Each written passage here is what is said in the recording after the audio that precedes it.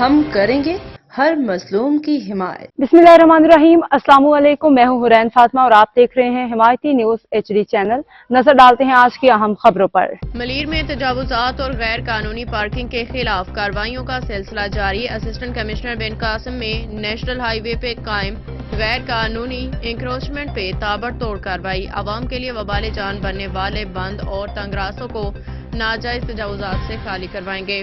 انیس Abbasi assistant commissioner بن Qasim Malir assistant commissioner بن قاسم انیس عباسی کی نگرانی میں بن قاسم کی حدود میں مین نیشنل ہائی وے پہ ایک مشترکہ آپریشن کیا گیا۔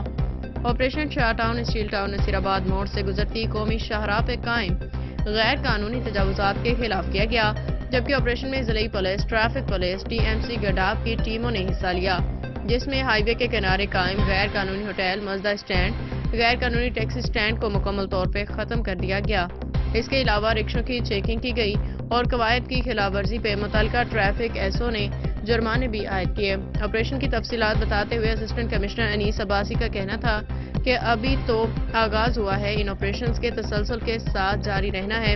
ہماری پوری کوشش ہے عوام کے لیے وبال جان بننے والے بند اور تنگ راستوں کو ناجائز تجاوزات سے خالی کروائیں، تاکہ عوام کے لیے گزرنے کی محفوظ گزرگاہیں قائم ہو سکیں۔ بہت جلد علاقے کے اندر بھی کارروائیاں کی جائیں گی۔